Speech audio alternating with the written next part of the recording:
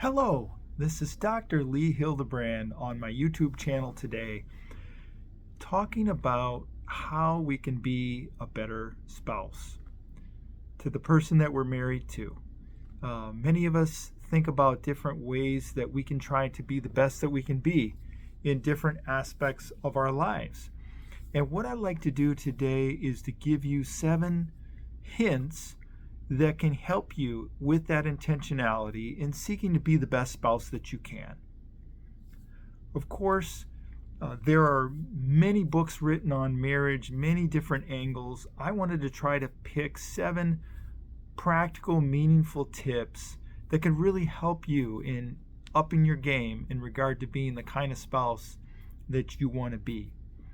And definitely feel free to share this with your spouse, because then you can receive the benefits of their attempts at working on their side of the street as well. Tip number 1, and this is important. Within marriage, there are conflicts that can occur in any marriage, whether it be in a healthy marriage, a vibrant marriage, or an unhealthy marriage.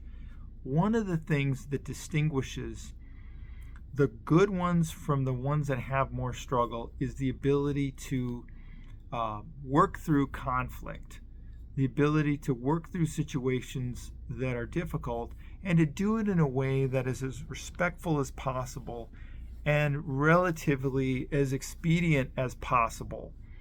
And a key ingredient to that is being able to forgive your spouse when they have a misstep, when they say something that maybe wasn't the nicest way to put it, when they do something and make a mistake.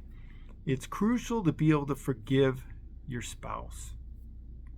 And in my mind, a great spouse does the best they can to try to avoid lingering resentments or holding things against your spouse.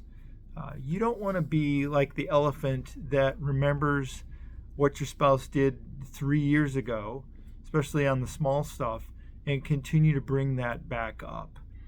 And you certainly don't want to be a spouse that is seen as a refrigerator, which is somebody that when something doesn't go their way, they shut down and they become cold for hours and sometimes days at a time. Number 2, help your spouse. Find ways to lighten the load that they carry in your marriage. Sharing a marriage together and sharing a life together means that you're both wanting the very best for one another. It means that you're going to look at the weight of the responsibilities that you have in the relationship and finding ways to do your part. If you're in a marriage where one person is doing all the work, that is not helpful. It's not healthy. So you want to make sure that you are doing your part and that you're also allowing your spouse, encouraging your spouse to do their part as well. And a strategy that can really help with this is to have an intentional conversation about the various roles and responsibilities that are involved in marriage and kind of pick who's mostly in charge of certain areas. Who's in charge of making sure the bills are paid, or financial kinds of things are done. I would argue that you both want to have participation in the knowledge of what's happening with your finances. It's very helpful to have a budget meeting, for instance, once per month. That's a really good discipline for couples. There's probably a somewhat small percentage that really actually do that. But it's really important to have one of the two of you that's best with numbers, to have some kind of capturing, whether it be through Excel, whether it be through a specific app, capturing what's happening in terms of your finances so that you can have a meeting, at least a monthly meeting, to talk about how things are going. So back to roles, it's important to talk with one another and determine who's going to generally get the trash out. When there's a problem with the vehicles, who's generally going to take care of that? When there's something that has to be taken care of for the kids, whether it be academic advisement, signing them up for various activities and camps, when there's somebody that has to get the taxes into the accountant.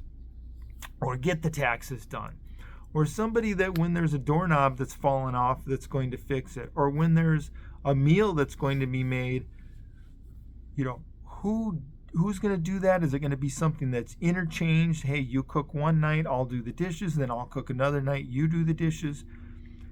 It doesn't have to be just like your neighbors next door, right? There's not an exact right way to do it. The important thing is that you talk about it and that you both have an understanding about what your mutual expectations are together in terms of what it looks like to help one another. Number 3, as you're going through life and you're encountering various trials that can happen in the context of just being human and as a couple, it's important to offer your spouse encouragement, words of encouragement. It's very easy, because we become so familiar with our spouses, to let our guard down and just say whatever's on our mind, and especially in the realm of criticism. And sometimes we can forget to make sure that we're offering encouragement and positivity to them when they're going through a difficult situation, or they had a setback, or they just simply made a mistake and scratched the car, or some other kind of mistake. So make sure to offer your spouse encouragement, and make sure that it's on a consistent basis. Everybody needs that kind of encouragement. No matter what, if people deny that they need it, they're probably not being honest with themselves. We all need some encouragement day to day, just in terms of the path that we're taking and our goals and those kinds of things. So offer encouragement in that regard. Number 4 is to offer affection. Within a marriage, a crucial part of marriage, and affection can come in many forms in a healthy marriage, is to treat one another with respect and have a loving partnership in which you touch one another, which you invoke pleasant feelings. This might be a big hug when they come home, or a kiss when they come home, a welcome greeting. It can be a hand on the shoulder. It can be taking their hand when you're walking about in public. And people can have varying comfortabilities or desires for this. But in general, to be a good spouse, unless your spouse says, hey, my language of love is not physical touch at all, please don't touch me. I hope that's not the case for you in this situation. But in general, it's important to touch your spouse. It's important to give them affection in the relationship.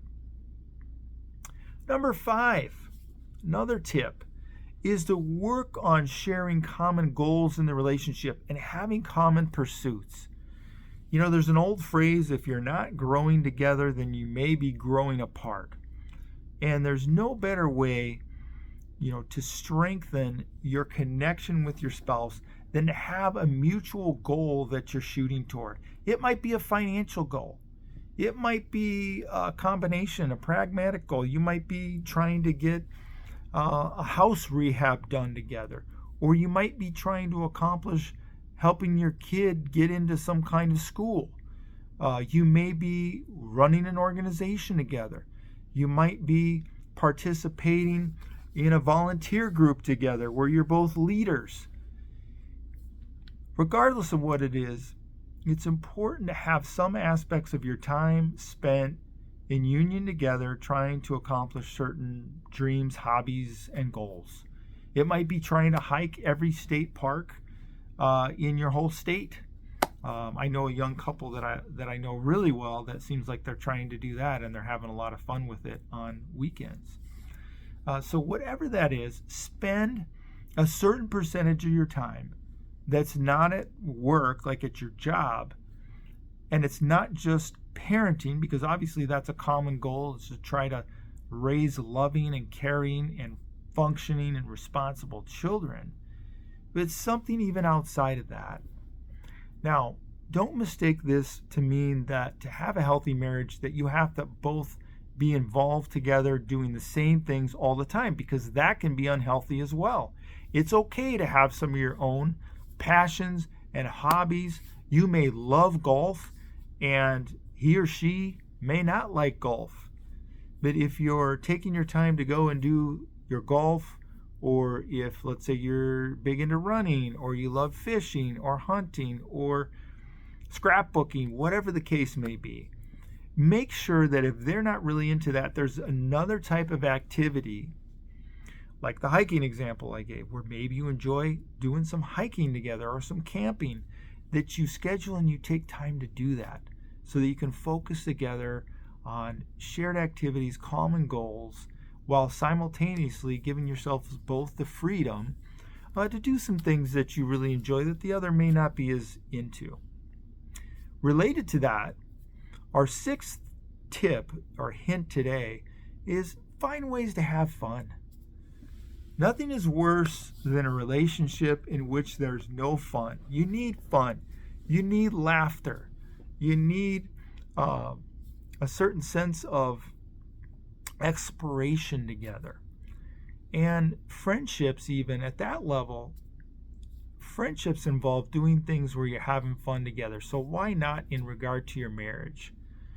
And shared interests and hobbies or some pastimes are things that you can intentionally work toward in your relationship. And even in the best marriages, so many stresses and factors in regard to work and making a living and taking care of our children and paying our taxes and doing all of these various practical and tactical things that we need to do can take enough of our time that we want to make sure to find ways to have fun in that and bring humor to the mix. A sense of humor is so important.